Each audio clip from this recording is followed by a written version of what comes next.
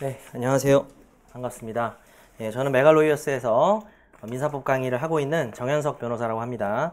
1년 중에 가장 설레는 시간이 딱 두 번 있는데, 오늘하고, 또, 이렇게 수험생들이 발표 나고, 이제 로스쿨 3학년이랑 지금 4월에 기본 강의 시작할 때가 있습니다. 그때가 이제 한 사이클을 시작하는 거죠. 근데 그 친구들은 한 10개월, 9개월 사이클을 시작하는 거라면, 여러분은 3년 사이클을 지금부터 시작을 한다고 보시면 될 것 같습니다. 물론 이제 제일 설렐 때는 그 인트로 강의라고, 그때 이제 처음 보는 거니까 여러분들, 아직 입학 안 한 친구들. 자, 그래서 오리엔테이션을 좀 해야 될 것 같은데, 좀 많이 와주셔서 여러분 아마 근데 수강생 수 실제 들어온 친구보다는 아마 재학생분들은 시험이 안 끝나서 조금 안 오셔서 아마 조금 더 불편할 수도 있어요. 지금보다 자리가 그래도 뭐 대형 강의실인데, 뭐 지금은 딱 좋은 것 같아요. 뭐 너무 많으면은 또 그럴 수가 있는데, 그래서 일단 오늘 오리엔테이션에서 몇 가지 이야기를 드릴 텐데, 여러분 이 노트 필기가 있잖아요. 이 교재가 작년 이 수업에서, 그 전해에, 그러니까 9기네요. 9기생인데 한번 들었는데 다시 한번 듣고 싶다고 하는 친구가 있어서 필기가 예술이에요. 그죠? 저보다 필기를 일단 최소 저보다 잘해요. 그래서 이 친구가 수업 내용을 완벽하게 필기를 해줘가지고, 근데 가끔 오류가 있어요. 그래서 그건 수업 시간에 수정을 할 거고, 거의 없지만 오리엔테이션까지 이렇게 필기를 했어요. 그래가지고 이 필기 내용을 좀 보시면서 참고하실 수도 있을 것 같은데, 날짜 같은 건 작년이랑 좀 다를 수가 있겠죠. 올해 겨울방학 강의를 조금만 짧게 말씀드릴게요. 이런 거는 신입생을 위한 강의는 일단 이렇게 세 가지 차원으로 되어 있고요. 입학 전 최종 점검이라고 하루 하는 게 있습니다. 여러분은 이날을 목표로 삼으셔야 돼요. 2월 23일인지 4일인지. 자, 일요일이거든요. 2월 24일인 것 같네요. 이날을 목표로 삼으시기 바랍니다. 오늘 이 순간부터. 그러니까 여러분 일단 이 베이직 강의를 들으시기 때문에 디벨롭을 뭐 듣든 안 듣든 간에 이 시기에 베이직을 다시 복습을 하든지 해서, 이게 주로 이제 1월 말 2월 중순까지가 되겠죠. 지금 이 강의는 아시다시피 12월 17일부터 1월 22일경까지 하는 강의죠. 이때 열심히 하셔서 이때 내가 와서 팔짱 끼고 듣겠다, 이런 생각으로 오후랑 저녁 계속해서 하는 거고요. 요번엔 좀 수강생이 많아서 이 강의실에 다 찰지 모르겠는데, 이때는 인강 듣던 분들도 그냥 놀러 와요. 어차피 인강이든 현강이든 이걸 들은 분들은 무료고, 이 강의는 뭐 대단한 걸 배우려고 하거나 뭐 이 강의 들었을 때 여러분이 막 모든 걸 깨닫고 들어가는 게 아니라, 여러분 지금 목표로 삼으라고요. 이날 내가 하루에 민법 전체에서 중요한 걸 다 정리할 거예요. 근데 그건 속도가 좀 빠르겠죠, 그죠? 그렇게 쭉 넘어가면서 막 비교도 막 되게 순식간에 되겠죠? 이것들이 이해가 되려면 지금 열심히 해야 돼요. 그래서 이날 와서 자기가 이렇게 들을 수 있도록 지금 이 기간에 되게 열심히 하셔야 되고, 또 뭐 디벨롭 기간에도 이걸 듣든지 아니면 안 듣더라도 뭐 이걸 한번 더 듣든지 자기가 혼자 보든지 하는 식으로 적어도 민법을 어쨌든 2회독은 하고 들어가셔야 됩니다. 그래서 2회독 하고 최종 점검 딱 듣고 그리고 입학한다는 생각을 좀 가지고 하시면 될 것 같고요. 이 각 강의의 특징은 그 노트 필기에 되어 있죠. 그렇게 되어 있는데, 여러분 많이 나오는 이렇게 페크가 있습니다. 질문들이 아까도 수업 전에 잠깐 그 인터뷰를 가졌는데, Q&A, 여러분 개별 질문에 대해 답하는 시간을 가졌는데, 인트로를 듣고 베이직을 듣는 것을 저는 구사한 겁니다. 그게 제일 좋아요. 근데 이 베이직 강좌의 진행 과정이 너무나 힘들 것이기 때문에, 여러분이 이 베이직을 복습하는 것도 상당히 시간이 부족할 것이기 때문에, 그리고 그것이 가장 중요하기 때문에 굳이 뭐 인트로를 먼저 듣지 않았어도 뭐 대단히 안 좋을 건 없습니다. 여러분이 뭐 일요일을 활용해서 듣는다. 일요일에는 좀 쉬어야 돼요. 이게 지금 토요일까지 강의를 하기 때문에 몰랐던 분도 계시죠. 그냥 아무 생각 없이 왔는데 토요일도 한다고 뭐 꼭 와서 이래요. 크리스마스도 하지롱. 그리고 설날도 합니다. 12월 31일도 해요. 저랑 같이. 좀 그건 아니고 오후 강의 다 있습니다. 그래서 크리스마스 이브도 있고 뭐 다 강의가 있어요. 그래서 그 과정이 너무나 힘들 것이기 때문에 현장 강의 같은 경우는 뭐 인강 들으신 분들은 조금 아쉬운 얘기일지 몰라도 인트로 강의가 제공이 됩니다. 인터넷으로 제공이 되고요. 1월 말까지 제공이 되니까 끝나고 들으세요. 그냥 끝나고 들으시고, 본인이 뭐 잘 하고 있다고 생각하면 일요일날 뭐 열심히 하시는 분은 뭐 일요일날 들으셔도 되겠지만, 굳이 그렇게 할 필요는 없습니다. 이미 지나간 거를 후회하기보다는 지금 이제 여러분 오늘부터 주어진 것에 좀 열심히 하시는 게 좋을 것 같습니다. 디벨롭 강의 잠깐 말씀드리면, 디벨롭 강의는 지금 상당히 인기가 많아요. 요즘 재학생들 사이에서 좀 많이 제 강의가 좀 갑자기 좀 이렇게 늘어나고 있는 추세라서 아직 개강이 한 4, 50일 남았는데도 지금 50명이 넘었어요. 벌써 수강생이. 그래서 작년에 하도 마감이 많이 돼서 근데 막 저쪽 조금 여기보다 조금 작은 강의실에서 제가 계속 마감이 돼가지고 강의가 막 급해서 는 것 같은데 이 강의실도 마감이 될지 모르겠지만 근데 이 강좌는요 재학생만을 위한 강좌는 아니고 저는 신입생으로 설계를 한 거예요. 그래서 이 강좌는 여기서 A급, B급, C급을 다 다루면서 별표를 엄청나게 하고 뭐 이런 식으로 가볍게 이렇게 강의를 했다면 요 부분 약간 포함해서 요것만 다시 내용 정리를 해드리고 저의 요약서가 있습니다. 요약서 자료를 통해서 정리를 해드리는데 만약에 여러분들이라면 수업 교재는 요약서지만 그걸로 수업을 듣지만 다시 집에 가서 그 부분만 지금 만들어 놓은 김준호 교수님 교과서를 또 읽을 것을 권하고요. 이 강의의 특징은 15회 중에 10회를 실전 시험을 봐요. 변호사 시험처럼. 그래서 이건 너무 에바 아니냐 이렇게 생각하실 수 있지만 요 10회 실전 시험에 대한 거의 어떤 강의보다도 정확한 채점이 이루어질 거예요. 사실 학원 채점이 너무 기대할 수는 없는 게 막 되게 상세하게 막 써줄 시간은 없어요. 수강생이 많아서. 근데 저의 군단들이 있어요. 1년 동안 지금 제가 수강생이 뭐 가장 많았었는데 한 150명이 좀 넘었는데 그 중에 계속 민사 탑을 했던 친구들이 변시를 보고 1월 23일에 이제 저한테 와서 이거 이제 채점을 자처했어요. 그래가지고 자기들이 생각했던 그 채점의 가장 정확한 기준, 제가 그동안 수업에서 제시했겠죠, 그 친구들.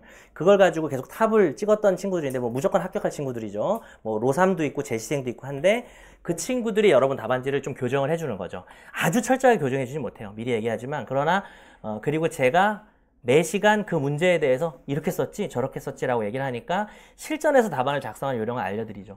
이 강의의 좋은 점은 여러분이 당장 입학하고 한 달 반 만에 중간고사에서 사례형을 풀어야 된다는 거죠. 근데 여기까지 하고 들어가면은 뭐 정말 자기가 완벽하게 소화를 했다면 이길 사람이 없는 상태가 되는 거죠.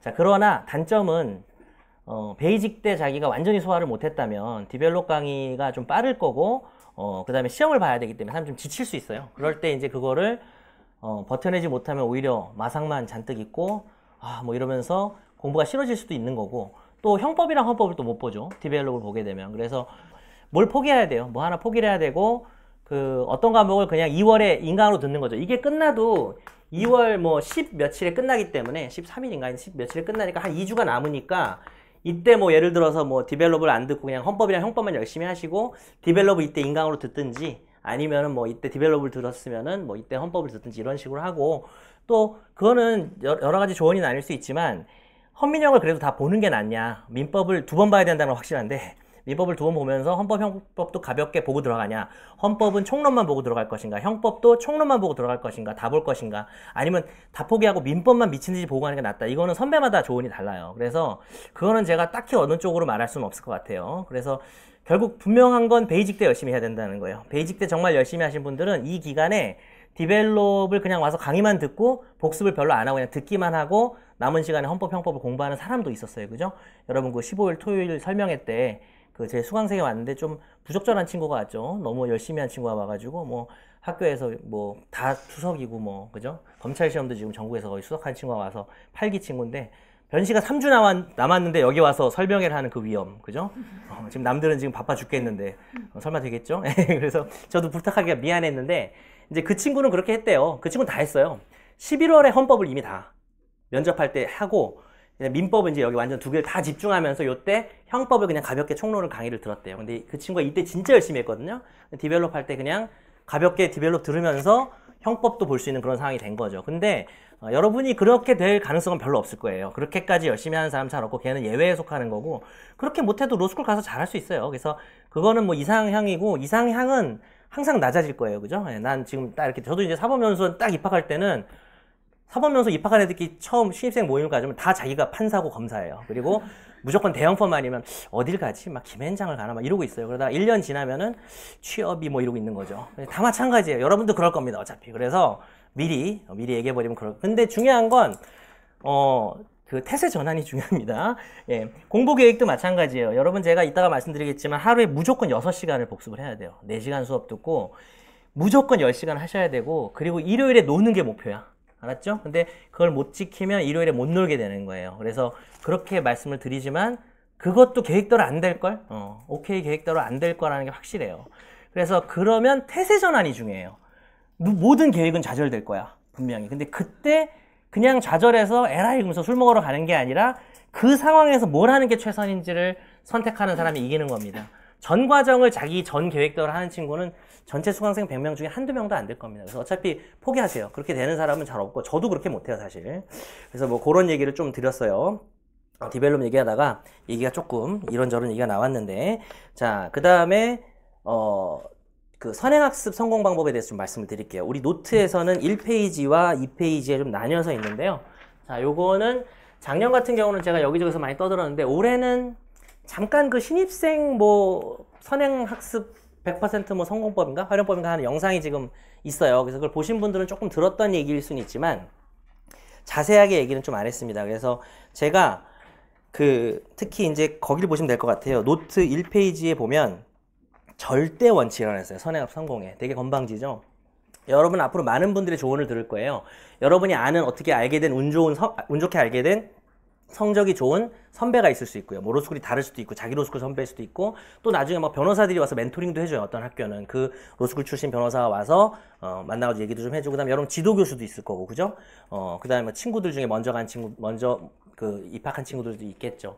뭐 그들의 조언이 다 소중할 수 있는데 자기 경험에서 나온 거기 때문에 그 사람하고 여러분 상황이 다를 수가 있어요. 로스쿨도 다를 수 있고 같은 로스쿨에서도 공부하는 방식이 다르다면 그 조언이 도움이 될 수가 없는 거죠. 근데 저는 자신 있게 말합니다. 지금부터 말하는 제 원칙은 누구에게나 똑같이 적용될 수 있는 거예요. 그래서 그냥 믿으시면 돼요. 이건 틀릴 리가 없어요. 이거는 제가 수십 년 전에 사법시험을 공부할 때부터 가졌던 원칙이면서 세월이 흐르면서 바꿔왔고 기본은 안 바뀌어요. 기본은 안 바뀌지만 그리고 수많은 로스쿨생들을 제가 2015년부터 지금 이게 4년째 입문 전용 강의예요. 업계에서 입문 전용 강의를 4년째 하는 사람은 저밖에 없고 그리고 그 다음에 올해 같은 경우는 2018년 같은 경우는 수험 강의도 전국에서 제가 제일 많았어요. 180명 정도가 현장에 있었고 그 중에 100명을 제가 상담을 했어요. 그런 강사는 없을 거예요. 100명을 30분씩 상담을 했어요. 전부 무료로. 이유는 그 친구들의 가장 극한의 고민들이 뭐냐면 재학생 때 이걸 했어야 돼요. 입학하기 전에 이걸 했어야 돼요. 이런 얘기를 했기 때문에 거기서 나왔던 노하우까지 전부 적용이 돼서 작년까지는 제가 4가지 원칙을 말했었고 칼럼, 나눠드린 이 칼럼에 그게 자세하게 되어 있습니다. 여기 선행학습 성공 방법에 대한 5가지 원칙인데 마지막 5번 원칙은 그냥 뻔한 소리고요. 사실 4개의 원칙이 중요했는데 올해 제가 1개의 원칙을 추가했어요. 그게 올해의 변화예요. 제가 올해 저는 변호사 업무를 안 해요. 하루에 12시간을 강의해요. 그러니까 강의 외에 강의 준비, 학생들 만나는 걸로 그렇게 보내는 사람이에요. 이게 너무 좋아서, 이 일이. 근데 그 과정을 6개월 이상을 했으면, 저도 원래도 그냥 민법 실력이 당연히 좋을 텐데, 거기서 수험생 고민까지 추가가 되니까, 거기서, 하나가 새로 엄청나게 떠오른 문제의식이 있는 거예요. 자, 그것까지 포함해서 5가지 원칙을 알려드릴 테니까 귀 쫑긋하고 들으셔야 되고 물론 지금은 여러분이 공부하기 전이니까 이 원칙들이 별로 와닿진 않을 거예요. 근데 기억을 하고 해두면 제가 이거를 원칙 따로 수업 따로가 아니라 수업하다가 야 이거 연관했어? 지난번에 말한 원칙이잖아. 이대로 공부하고 있어. 이걸 계속 점검을 할 거예요. 그게 아마 제 강의에서 제일 좋은 점 중에 하나입니다. 그냥 여러분 눈에서 얘기를 합니다. 저는. 그러니까 강의를 그냥 내용을 전하는 게 아니라 내가 이런 식으로 하라 그랬지. 집에 가서 이런 식으로 했어라는 것을 매일 물음표를 던져요. 그리고 제가 수업 시간에 눈을 엄청 많이 마주쳐요. 인강도 가끔 카메라를 보고 중요한 질문을 이렇게 할 수 있는데 이게 가끔은 이제 딱 물어본다고요. 딱 눈 마주치고 당황한 분들은 대답을 하더라고요. 그럴 필요는 없겠죠. 대답할 필요는 없는데 속으로 대답을 하는 거죠. 내가 저걸 저렇게 물어보면 대답을 할 수 있는가? 이 관점에서 공부를 하셔야 돼요. 공부를 단순히 시간을 많이 하는 게 중요한 게 아니에요. 시간을 많이 하고 뭐 잠을 줄이는 게 중요한 게 아니라 방법이 중요한 겁니다. 그래서 그 방법에 대해서 아주 중요한 얘기를 좀 할게요. 지금은 좀 와닿지 않을 수 있지만 자, 첫 번째는 쟁점 연관인데 수평 연관이 있고 수직 연관이 있습니다. 너무 열심히 이걸 적으려고 하지 마세요. 어차피 이 칼럼에 다 있어. 그러니까 지금 그냥 듣는 데 집중하시면 돼요. 수평 연관은 여러분이 공부하면서 계속 해왔던 거예요. 국사 공부할 때 고려시대랑 신라시대랑 헷갈리잖아요. 제도가. 그죠? 그 공부는 어느 과목이나 다 있어요. 그죠? 이과도 있고 문과도 있고. 이것도 마찬가지예요. 양이 많으니까 앞에 봤던 거랑 헷갈려요. 제도가 비슷하다고. 그거를 계속 비교를 해야 돼요. 그래서 저는 관련 페이지를 적어줘요. 이건 뭐 비슷한 거 있지 않았나? 계속 물어볼 거예요. 그러면 그게 혼동되지 않는 것은 그냥 다 막론하고 동서고금을 막론하고 모든 시험은 혼동하지 않으라는 게 시험이잖아요. 거기 다 경험들이 있죠. 객관식만 그런 게 아니에요. 객관식을 한 문제 틀리면 그만이지 사례는 문제가 나왔는데 옆 동네 거랑 헷갈리면 전혀 다른 걸로 낑낑대고 채우고 빵점 이렇게 나오는 거예요. 그래서 수평연관은 제가 설명할 게 없어요. 어차피 이것 모든 공부에 있는 거니까 여기 있을 거면 비교해라, 비슷하다, 같은 맥락으로 묶어서 외워라, 아니면 차이점이 뭔지를 비교하고 경우에 따라서는 왜 차이가 나는지 이유를 보자 이렇게 할 겁니다. 근데 법학에만 좀 있는 수직연관이 있어요. 물론 다른 과목에도 있을 수가 있는데 왜 수직연관이 있냐 하면 이게 바로 사실은 4번 원칙에 나오는 사례 병행이랑 연결이 되는데요. 법률가는 사례를 해결하는 사람이에요. 이거 부정할 수가 없어. 변호사는 의뢰인이 와서 자기 말로 막 뭐 조금 죄송한 말이지만 뭐 약간 막 못 배웠어 의뢰인이. 그럴 수 있잖아요. 뭐 학력이 좀 짧아서 뭐 초등학교만 나왔어. 그래가지고 막 무식하게 얘기를 해요. 조금 죄송한 얘기지만 별로 안 죄송하면서 얘기하는 것 같죠? 그냥 짜증 날 때도 많아서. 근데 어쨌든 네. 막 얘기를 하는데 그걸 내가 알고 있는 전문 지식으로 해석을 해야 돼. 그리고 이 사람한테 솔루션을 줘야 된다고. 이게 법률가가 하는 일이에요. 변호사는 그 사람에게 가장 만족을 주는 일이고, 판사는 양쪽에서 그렇게 떠드는데, 물론 이제 변호사를 거쳐서 오면 법률 용어로 오지만 그럼 더 어려워. 변호사 하는 말 다 맞는 것 같거든. 근데 그 중에 자기가 최종적인 가장 객관적으로 정확한 솔루션을 내지 않으면 2심에서 깨진다고요. 검사는 죄를 놔줄 거면 놔주는 거지만 죄를 처벌하려면은 어떤 법이 이 사안에 좀 참 범죄를 참 다양하고 더럽게 했다. 막 이런 경우에 내가 알고 있는 조문 중에 이거를 어떤 걸 적용하는지를 생각해서 고민하고 적용해서 판사한테 기소를 해서 판사가 그게 정확해야 처벌을 할 거 아니에요. 그죠? 법조문 잘못 적용해가지고 그럼 기사 같은 데 보죠. 검사가 기소를 잘못해가지고 망했다 뭐 이런 경우도 있잖아요. 일부러 잘못한 거 아니냐 뭐 봐주려고 뭐 이런 얘기도 있잖아요. 모든 게 사안이야. 사안의 특징은 구체성이고 내가 알고 있는 법은 추상성이에요. 근데 추상적인 거를 평상시에 공부하는 것 같지만 구체적인 사안에 대한 해결이 언제나 매일 데일리로 연습이 돼야 돼요. 왜냐하면 여러분이 법을 모르기 때문에 더더욱 그냥 읽어서는 이게 추상적인 내용이 어떻게 적용되는지를 모르면 그거는 그냥 완전히 죽은 지식이에요. 머릿속에 남지도 않고 문제를 해결하지 못하는 지식은 필요 없는 지식이에요. 그래서 저는 이걸 많이 강조를 합니다.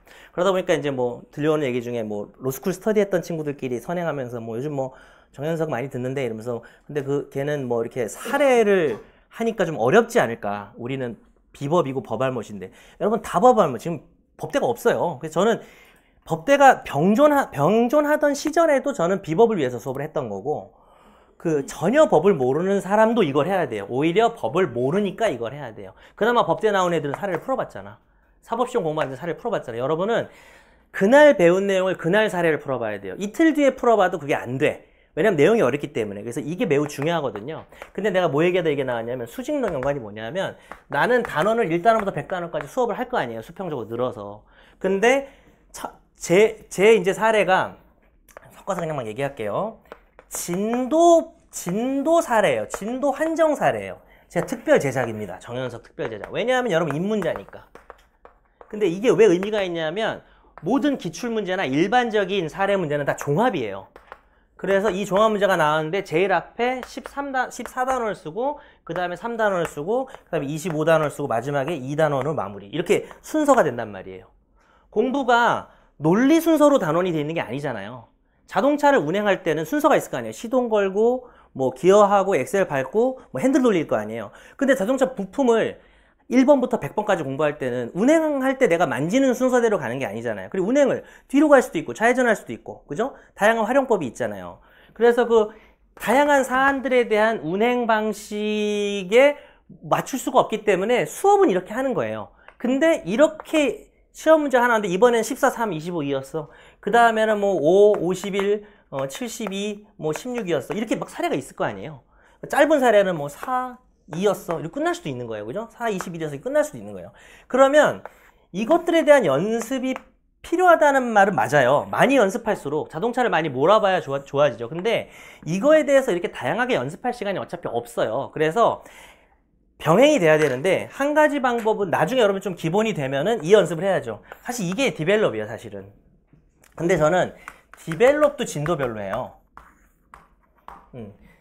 저는 시험이 6개월 남은, 변호사 시험이 6개월 남은 상태가 아니고서는 진도별로 하나씩 운행을 해봐야 된다고 생각을 해요. 그래서 저거는 이거보다는 좀 진도에 한정되어 있고 여러분께 지금 풀게 하려고 하는 진도 한정 사례보다는 조금 종합적이고 중간적인 위치에 있는데 어쨌든 제가 드리고 싶은 말씀은 여러분이 이렇게 사례를 풀게 되면 이렇게 순서가 그럼 여러분 찾아야 돼. 이거 쓰고 이거 쓰고 이거 쓰고 찾아야 되거든요. 이걸 찾으려면 그렇다고 수업을 하나의 순서에 맞춰서 못하니까 이렇게 수업을 할 때마다 각 단원에서 제가 지난번에 이거 배웠지? 이렇게 연결되는 거야. 이게 먼저야. 이 얘기를 제가 계속해요. 수업 시간에. 그러니까 여러분이 수직 연관을 평상시에 염두를 해둬야 된다는 거예요. 근데 미리 말씀드리지만 이거에 대한 부담은 적었으면 좋겠어요. 지금은 오히려 여기에 방점을 맞추시고, 왜냐하면 해당 지식을 정확하게 알고 다른 거랑 안 헷갈리는 게 더 중요하지, 초보자 입장에서는 수직 연관이라는 것은 가끔 나올 때만 주의하시면 됩니다. 그래서 이게 무슨 순서냐면 이게 논리 순서예요. 문제를 해결할 때 가령 예를 들면 지금 잘 이해가 안 되겠지만, 그래서 지금 X토지의 소유자가 누군지를 먼저 결정해야 될 때가 있어요.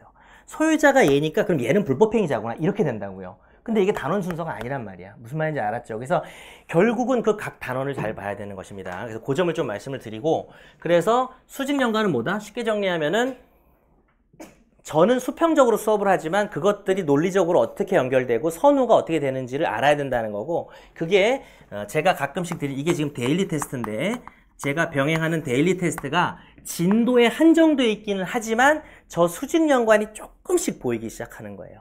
우리 실제 기출문제처럼 엄청난 종합문제처럼 복잡한 수직 연관을 드리면 여러분 지금 혼란이 오거든요. 그래서 지금은 한두 개 정도의 수직 연관을 보여줄 거예요. 매일매일. 무슨 말인지 이해되셨죠? 한두 개 정도. 그날 배운 진도에서도 두 개를 결합하는 경우가 있어요. 그날 3교시에 한 게 먼저 나오고 1교시에 한 게 뒤에 나오고, 그러니까 그날 배운 내용만 가지고도 뒤에 약간의 종합 사례를 풀 수가 있는 게 있어요. 그러다가 이 수업이 32회인데 중반쯤에 시험을 한번 볼 거예요. 그거는 여러분이 뭐 선택에 따라서 보시면 되는데, 그때 약간 이런 형태 하나 보여줄 거죠. 왜냐면 그때까지 배운 게 좀 쌓였으니까. 난리도 아니에요. 기억도 하나도 안 나요. 3단원 배운 게 어떻게 기억나? 오늘 가르쳐 준 게 내일 까먹는 게 민법인데. 그래서 하지만 이거는 부담을 가지라는 게 아니라 결국 여러분이 해내야 될 게 이거고, 자꾸 부담되시는 분들은 이렇게 생각하세요. 이게 끝이에요. 끝. 이게 변호사 시험 볼 때의 상태거든요. 그래서 근데 이걸 지금 조급하게 지금 바로 해야 된다는 뜻이 아니라 방향은 봐야 올바르게 가죠. 우리가 방향은 설정을 해야 되잖아요. 그 의미입니다. 막 이거 왜 4개 조합 못했어?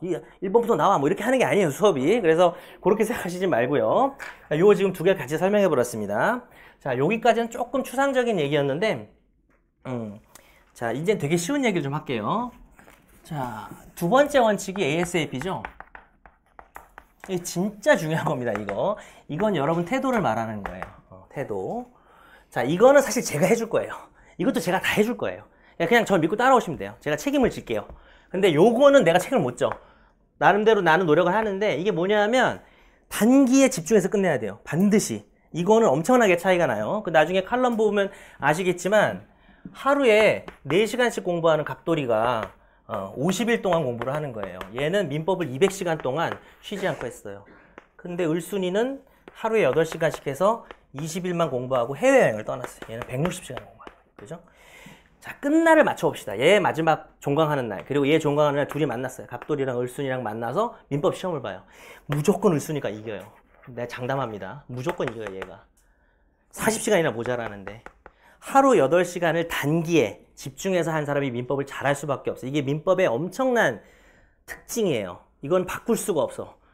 특히 이게 초심자라면, 특히 초심자거나 아직 완성된 사람이 아니라면은, 왜냐하면 왜 그럴까요? 정답이 여기 있어요. 정답이 여기 있습니다. 그리고 여기도 있어요. 연결이 안 되는 거야. 하루에 8시간 본 사람은 연결이 2배 이상 일어나요. 시간이 2배면 2배가 아니라 2배 넘어요. 더 연관이 잘 되는 거죠. 여러분 알잖아요. 숫자가 2개 있으면 둘이 짝지는 거는 한 가지 방법이지만 3개 있으면 짝지는 방법이 3가지가 있잖아요.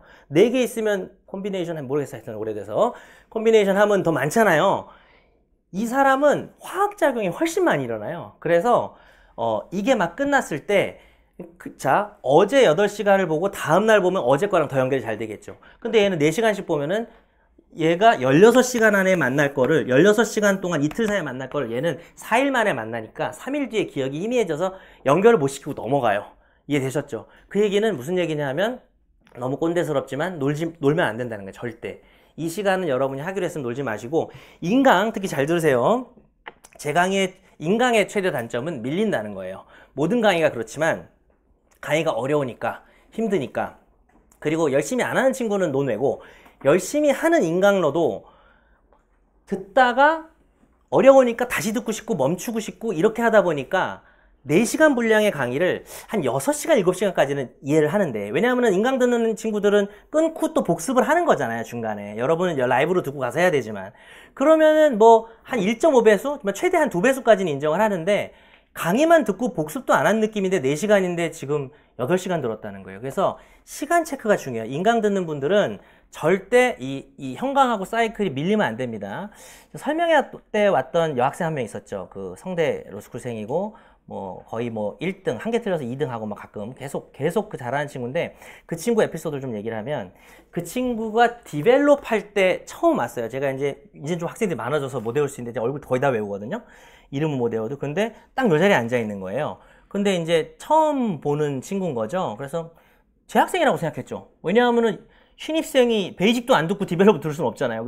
그래서 근데 나중에 질문하니까 신입생이라는 거예요. 야, 너는 뭐 공부했었니? 그랬더니 베이직을 인강을 듣고 왔대요. 근데 제가 거기서 너무 소름이 끼쳤던 게, 베이직 끝나고 하루 쉬고 디벨롭이거든요. 근데 인강이 다음날 올라오잖아요. 인강을 듣다가 안 밀리는 사람은 없어요. 그래서 나는 그때 얘를 첫날 보고 그 얘기를 듣고 확신했어요. 얘는 그냥 1등 하겠구나, 가서. 그러니까 인강을 안 밀리고 다 듣고 왔다는 거는 진짜 엄청난 거죠. 인강 듣는 분도 그렇게 하시고, 또 이제 형강 듣는 분들은 자기하고의 싸움이 중요합니다. 형강의 엄청난 장점은 제가 멱살 잡고 끌고 간다는 거죠. 여러분 이게 빠지고 싶어도 이렇게 그냥 막 나가니까. 그래서 여러분 이따 복습 내용 좀 얘기를 하겠지만은, 여러분이 이런 날이 있을 수 있어요. 복습을 좀 덜 했으면 다음날 수업 듣기가 좀 그렇잖아요. 그래서 복습이 좀 부족한데, 뭐 내가 오늘 좀 잠을 좀 못 자고 올 수가 있죠. 왜 그런 거지 근데? 그게 갑자기 궁금하네요. 복습도 못 했는데 왜 잠을 못 잤을까요? 갑자기 궁금하네, 예를 들다가. 하여튼 그래서 복습을 못 했는데 얘가 잠도 못 자고 왔어. 그러면은 잠도 못 잤어. 오전이야. 그럼 자고 올 것을 추천합니다. 왜냐면 이 수업에서 집중해야 돼요, 진짜.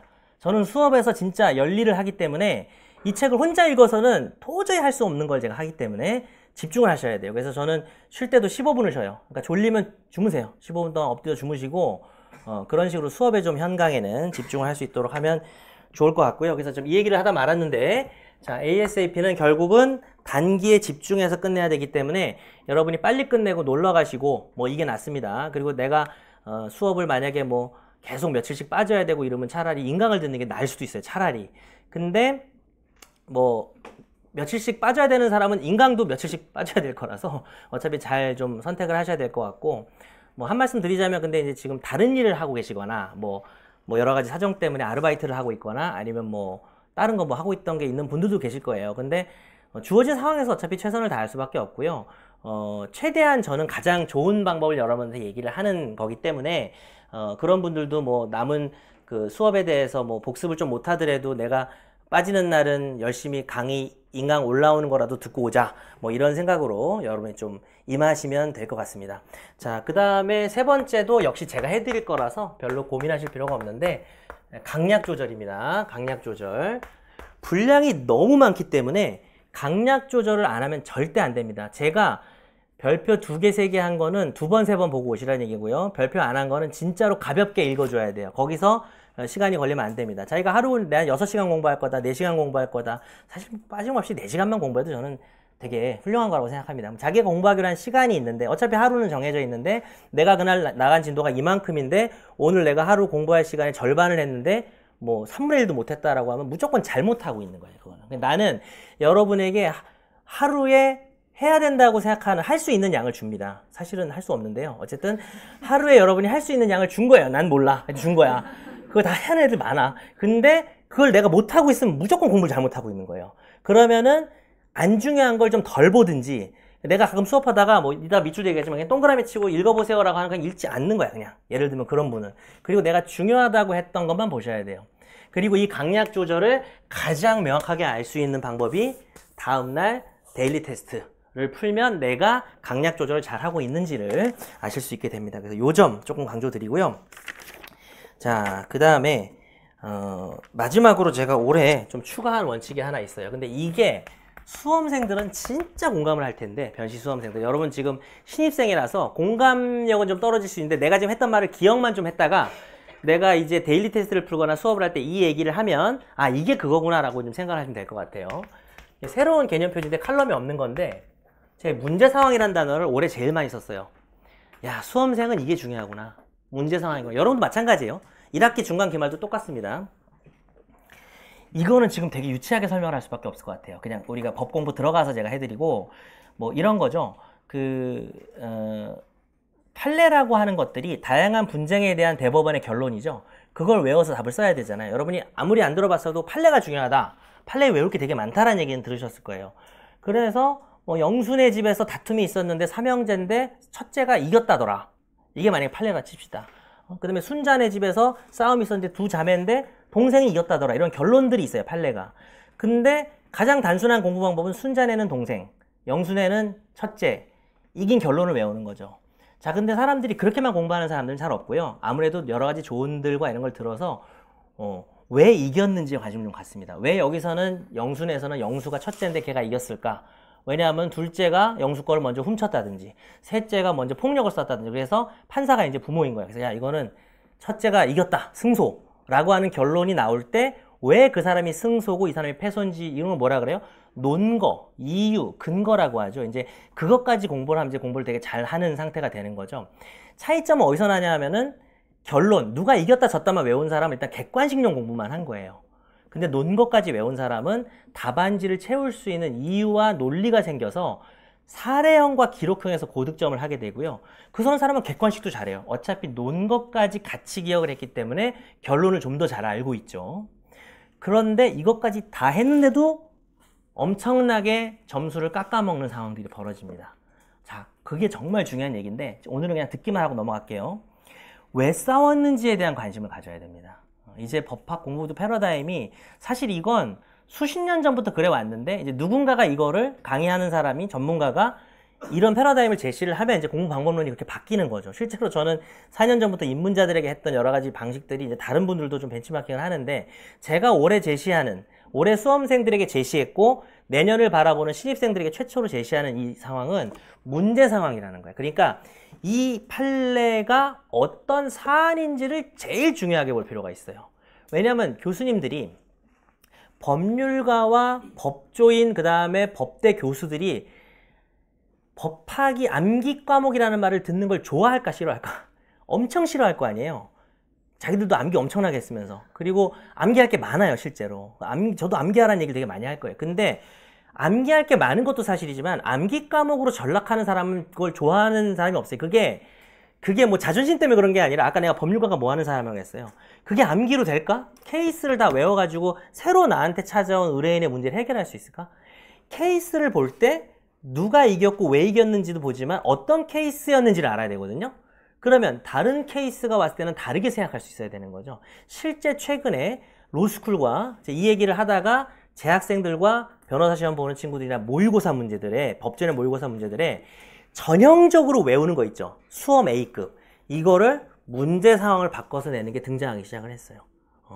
그래서 그 성대의 H 교수님도 그런 걸 되게 좋아하셔서 당연히, 그러니까 이건 지금 좀 수업을 안 해서 말로 설명하기 힘든데, 이거 소유권 유보했던 거, 그러니까 학생들이 외우고 있는 거 있거든, 사건. 이거 했던 거, 이거 답 이거잖아. 이거 소유권, 이거 도급인한테 있잖아. 뭐 이런 거. 외웠는데 결론이 다른 거야.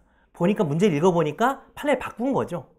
근데 이게 점점 나오고 있고, 이게 끝판왕 문제예요. 왜냐하면 그냥 암기한 사람은 맞히기 힘든 게 아니라 무조건 틀리게 돼 있어요. 반대 결론으로 나왔기 때문에.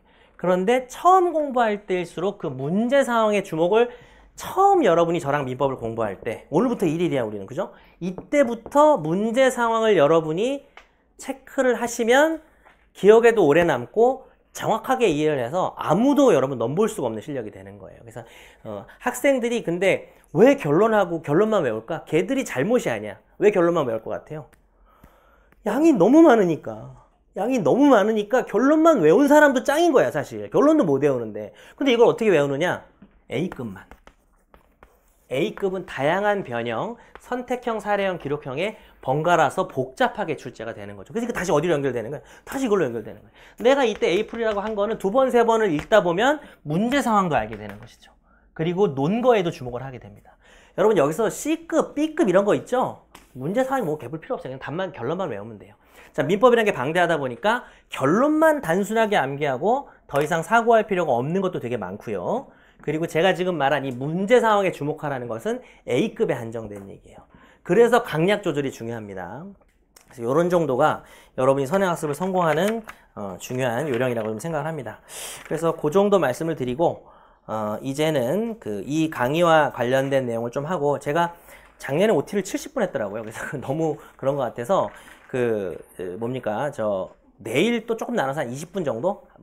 내일 다루려고 하는 주제가 변호사 시험에 대해서 얘기를 좀 해드리고 싶어요. 내일 시작할 때 말씀 좀 드리고 싶고, 그 다음에 여러분이 학점을 잘 받는 거 하고, 김준호 교수님 교재로 정연석 강의를 들은 다음에 여러분 학교에서 다른 교재로 했을 때 뭐 학점이 과연 이렇게 잘 될 것인가에 대해서 몇 가지 선배들의 이야기 같은 것들, 그런 걸 좀 전달을 해드리도록 하고, 자, 근데 오늘 꼭 얘기해야 될 게 있어서 그것만 얘기하고 OT를 마칠게요. 바로 이 수업에 관한 거죠. 수업에서 여러분이 주의할 점에 대해서 좀 말씀을 드릴 텐데, 그 내용은 지금 여기 노트에 없어요. 그래가지고 그냥 여러분이 적거나 필요하면, 여러분 이제 팩트를 모았어요. 제가 딱딱딱딱 말씀드릴 테니까.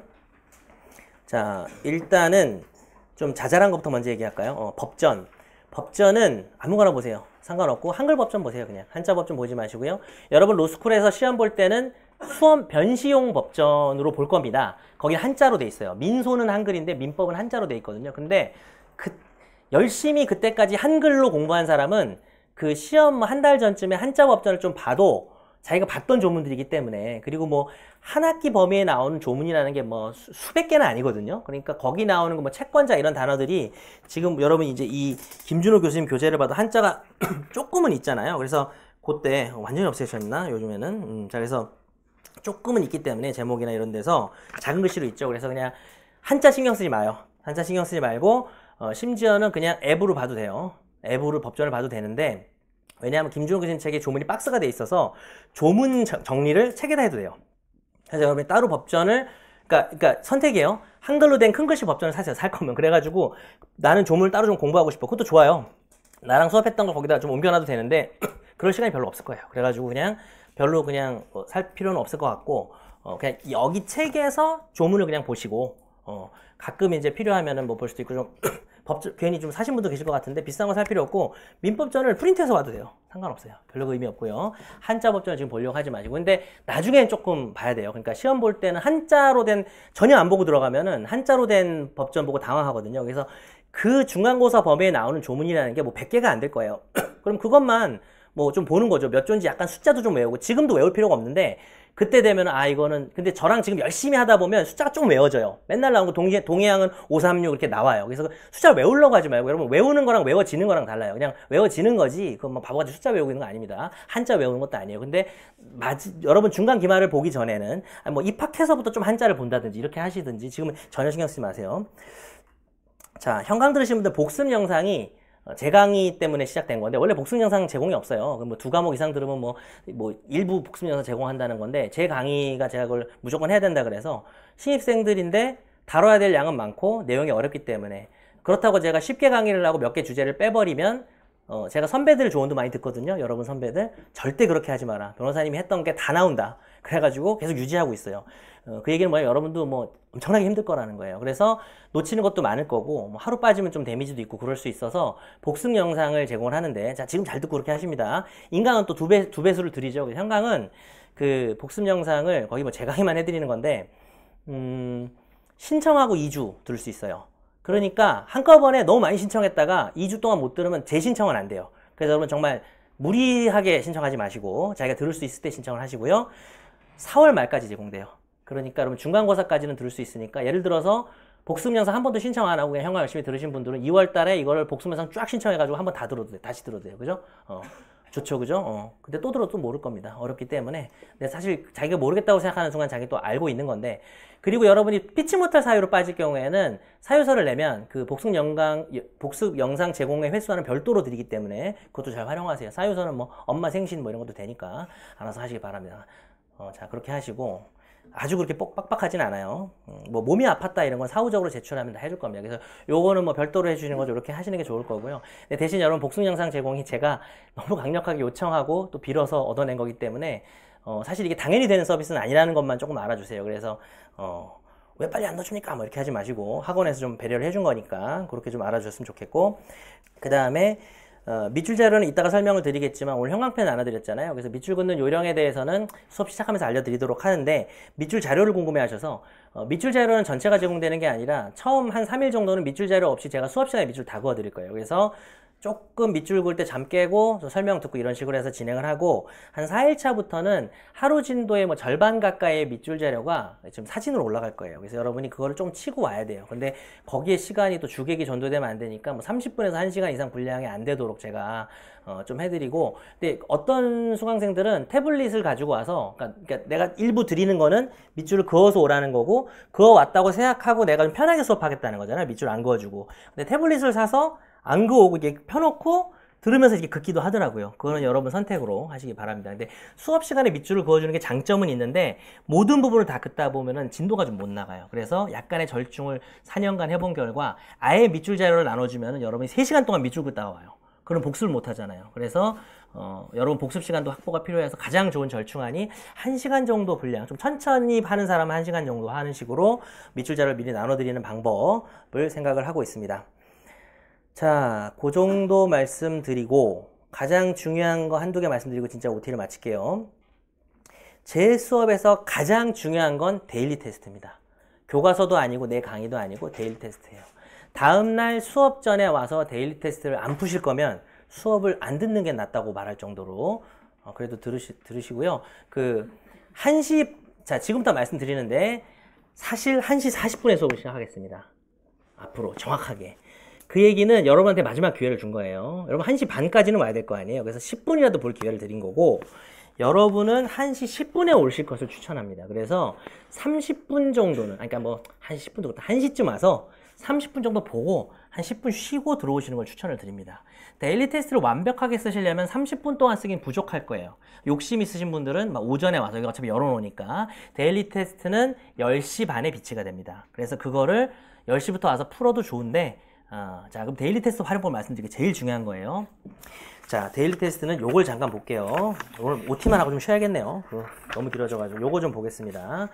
데일리 테스트는 작년판이 있지만 제본에서 나눠드리면 편하겠지만 여러가지 장단점이 있는데, 최종 결정은 작년 것을 제가 지금 다 개정을 하고 있어요. 최신 판례를 반영해서. 여러분 이번에 입학하시는 분들이기 때문에 2018년 판례까지 제가 다 넣어서, 오히려 좀 약간 느린 분들은 레이트 어답터인 교수님 분들은 최신 판례를 잘 모르실 수도 있지만 어떤 교수님들은 막 내요. 2018년 판례를 2019년에 내기 때문에 2018년에 정말 중요한 판례가 몇 개 있었거든요. 그래서 그걸 제가 반영해서 전부 매일 작업을 지금 하고 있어요. 그래서 쪽대본으로 매일 10시 반에 나갈 겁니다. 여러분 요걸 보면은 요쪽 약간 넓게 돼 있죠? 그렇게 나갈 거예요. 그래서 나중에 찝을 수 있게 해놨어요. B5. 재본을 할 수도 있을 겁니다. 자, 제일 처음에 0번이고 가이드가 나가 있고 하루에 1회씩 해서 32회가 나갈 겁니다. 경우에 따라서 보충 문제가 필요하면 33회나 4회 정도가 될 거고, 내 진도랑 정확하게 일치하는 데일리 테스트가 나가는데 조금 불일치할 때는 문제에다 옆에다 체크 표시를 해놓을 거예요. 이건 어제 안 배웠는데 일단 여기 담는 게 좋을 것 같아서 이건 내일 풀어주겠다 해가지고 그런 경우도 있을 겁니다. 자, 데일리 테스트는요. 자, 한번 읽어볼게요. 가이드를. 자, 이거 좀 길지만 OT니까 뭐 그렇게 지루하진 않죠. 자, 법학을 처음 공부하는 사람한테 가장 중요한 과제는 자기점검이에요. 그냥 내 얘기를, 제 강의의 단점 중에 하나가 자랑하는 것 같은데, 설명을 좀 잘해서 내 말만 듣고 있으면 자기가 다 이해한 것처럼 그게 좀 안 좋아요, 이런 얘기를 하더라고요. 그 수험 강의에서 제가 수험도 멘토링을 했어요. 합격생들 불러가지고 새로 수험 시작한 4월, 그래서 너희들 하고 싶은 얘기 마음대로 내 욕해도 된다 이랬어요. 왜냐하면은 그 시간은 뭐냐면, 여러분도 마찬가지인 게 내 강의에 단점도 있을 수 있죠.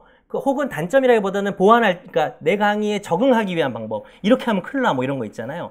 그래서 맘대로 얘기하라 그랬더니 정 변호사님 강의가 안 좋은 점이 바로 이렇게 얘기 시작하더라고요. 듣다 보면 내가 다 아는 줄 알아요. 이렇게 설명을 논리적으로 하다 보니까 다 끄덕끄덕 하고 있거든요.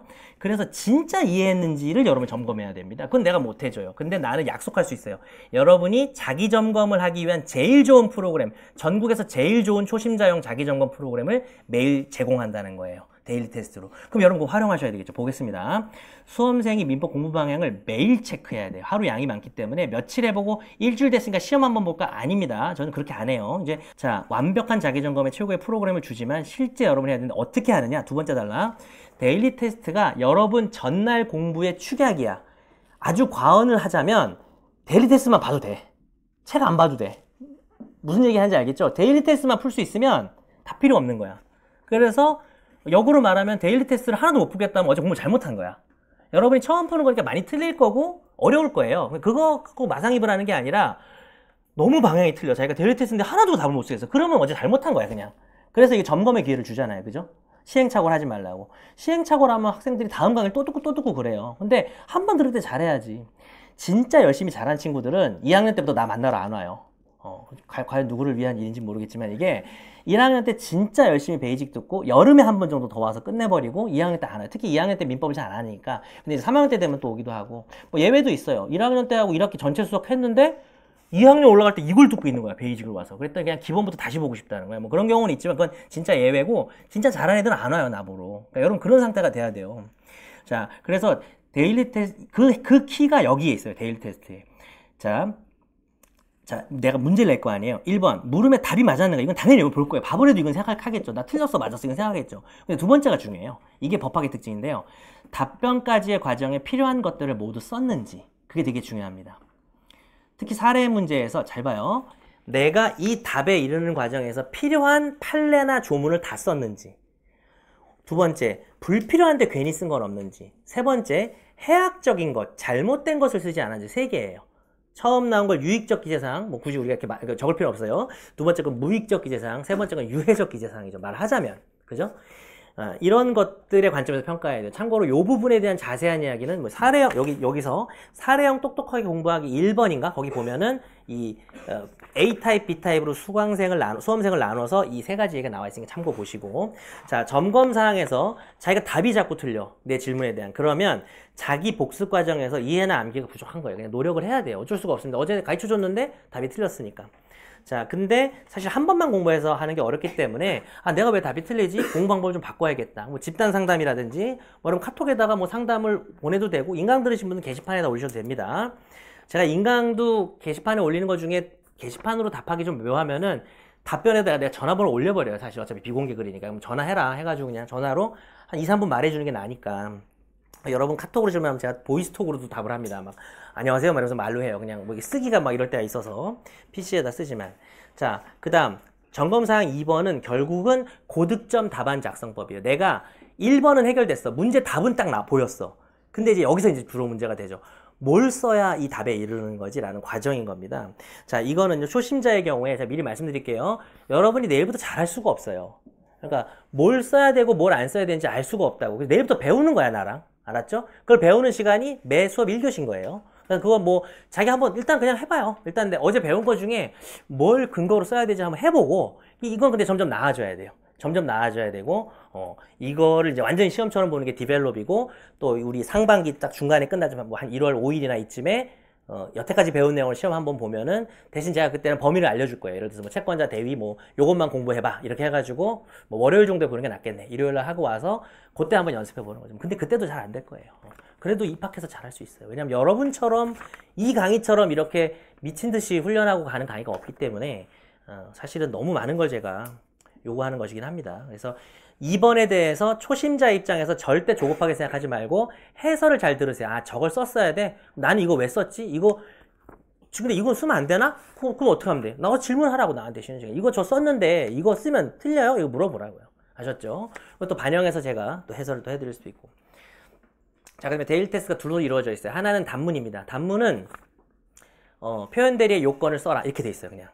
그런데 그거를 그냥 여러분 그대로 쓰면 돼요. 근데 사례 문제 같은 경우는 자, 이렇게 합니다. 문제를 빠르고 좀 꼼꼼하게 읽은 다음에 결론을 먼저 떠올려 보고 결론이 나오는 논거를 쓰면 되는데, 자, 시간 관계상 정식 답안지처럼 온전한 문제 형태로 쓰는 것을 못 하고요. 그렇게 하면 여러분 하루 데일리 테스트 보는데 한 3시간, 4시간 걸려요. 그거는 여러분 공부 시간도 모자라고 지쳐버려요. 지금 지치지 않는 게 중요합니다. 그래서 실전이면 써야 되는 문장을 좀 상상하면서 단어나 어절의 형태로 OX로 써도 돼요. 요거 O, 요거 X 이렇게. 그리고 데일리 테스트 사례 문제는 해설이 나가니까 그 해설 정도의 수준으로 쓰면 완벽한 거예요. 그게 음슴체라 그랬죠, 아까. 그건 앞에 간담회 때 얘기했던 건가? 그건 여기서 얘기 안 했구나, 그죠? 데일리 테스트의 해설을 보면 온전한 문장이 아니라 음슴체 약간 OX로 돼 있는데 여러분이 그 정도만 쓰면 완벽한 거예요. 근데 자, 거기서 그러니까 지금 문제가 있는데 키워드랑, 그러니까 데일리 테스트를 내가 줬잖아요. 데일리 테스트 줬는데 내가 해설을 나눠주잖아요. 지금 사례 문제 얘기예요. 근데 이 해설이 뭐냐면 음슴체예요. 그리고 키워드만 적혀 있어요. 근데 자기가 이것도 못 쓰는 사람이 있겠지. 근데 이걸 쓰는 사람이 있을 거죠. 그러니까 이걸 쓰고 실제 문제에서는 어떻게 해야 돼요? 문장을 써야 되고 목차를 써야 돼요. 자, 단언하고 말씀드리는데 이 거리가 멀지 이건 되게 가까워요. 무슨 말인지 알아요? 그러니까 이것만 하세요. 저 믿고. 요번에는 이것만 해도 최고입니다. 그래서 이게 되려면 논리랑 맥락이 다 있어야 돼요. 그러니까 여기서 나중에 문장 살 붙이고 목차 붙이는 거는 사례집 한 권 사서 온전한 문장과 목차를 그냥 눈으로 보는 거예요. 이미 이걸 아는 상태에서 보면 아 이렇게 목차를 잡으면 되겠구나. 내가 나중에 입학하기 전에 최종 점검 때 목차 잡기 이런 거 알려줄 거예요. 근데 지금은 목차 신경 쓰지 말고 문장 예쁜 거 신경 쓰지 말고 그냥 맥락, 논리 맥락. 이게 데일리 해설을 보면 알아요. 내가 왜 이렇게 줄여놨는지 보면 알아요. 아셨죠? 이게 그냥 단순히 줄인 게 아니고 순서가 있고 단어가 있는 겁니다. 그거는 해설하면서 내일 좀 더 알려드리도록 하겠습니다. 자, 계속 보시고. 근데 여기서 여러분이 그 답에 이르는 논거가 법규정이라면 법규정이 몇 조인지 쓰시고요. 이건 조문 찾아야 되겠죠. 사실 어제 공부한 조문이라는 게 뭐 10개, 20개밖에 안 돼요. 그래서 그 중에 찾아서 어떤 조문이 근건지 찾아야 되고, 판례도 뭐 몇십 개 공부했겠죠. 그 중에 어떤 판례에 해당하는 건지 쓰는 연습을 해야 됩니다. 요게 데일리 테스트 푸는 법이고, 한 술에 배부를 수가 없어요. 내일 한번 해보고, 뭐 판례 빠뜨릴 거예요. 아마 조문 빠뜨리고, 계속해서 개선해 나가는 방식이라는 거. 자, 지금 이 밑에 2번의 사례 문제가 저 위에서 말한 2번이랑 비슷하죠? 필요한 걸 썼냐, 불필요한 걸 썼냐. 이게 사례 문제일 때 그런 거고, 단문 어차피 답을 하는 거니까. 자, 그리고 법전만 보면서 작성을 하시고요. 나 법전만 보고 도저히 모르겠다 하면 교과서 보고 쓰세요. 아무 상관없어요. 교과서 보고 쓰는 것도 어려워, 이거 어차피. 그래서 어차피 내가 밑줄에서 냈을 거니까 밑줄만 보고 쓰셔도 그것도 잘한 거야. 알았죠?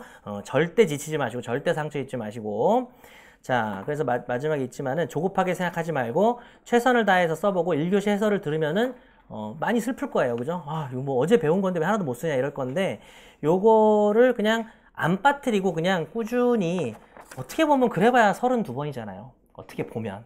그래서 그거를 하시는 게 중요하지 너무 또 이제 기대치가 높은 분들은 자기가 잘할 줄 알았는데 여러분 다 예전에 공부 잘했잖아요. 그죠? 근데 여기서 해보면은 공부 못하는 사람 같아요. 갑자기 자기가. 그런 느낌을 이제 막 받게 됩니다. 근데 미리 말씀드리지만은 빨리 치고 올라간 사람이 있고 천천히 치고 올라간 사람이 있어요. 근데 둘 다 방향은 다 잘 잡은 건데 조금 반응이 늦게 오는 거예요. 그래서 선행 때부터 제가 말씀드린 방법을 염두하고 열심히 하는 건 좋은데 하루 이틀 뭐 일주일 사이에 자기가 별로 민법을 못하는 것 같다고 해서 지치면 절대 안 되고요. 그런 친구들 중에 과정이 끝났을 때 1학기에 바로 A뿔 받고 하는 경우를 저는 많이 봤고요. 뭐 이렇게 되시면 안 되겠지만 실제 사안 중에는 내 베이직을 열심히 들었는데 아직도 기억해요. 여기 앉았던 여학생이었는데 제가 이공계였어요. 이공계. 요쯤 앉은 친구인데 그 친구는 저는 원래 이렇게 생긴 줄 알았어요. 수업을 들을 때 계속 이러고 들어가지고. 그래서 중간에 이제 밥을 먹으러 갔는데 이러고 있는 거예요. 너 이렇게 생긴 거 아니었어? 그랬더니 계속 못 알아듣겠다는 게 무슨 말인지. 그래가지고 제2로스쿨 간 친구인데 그러더니 1학기를 뭐 아니나 다를까 뭐 B-인가? 좀 점수가 안 좋았어요. 민사가. 그런 케이스도 있겠죠. 근데 2학기에 다 A뿔 받아서 여름에 또 와서 또 이러고 있더라고요. 근데 여름에 이렇게 듣다가 여름에 약간 이렇게 되더라고요. 좀 나아졌나? 그래서 내 얘기를 하니까 제가 그래 엄청 웃더라고. 자기가 그런지 몰라 자기가.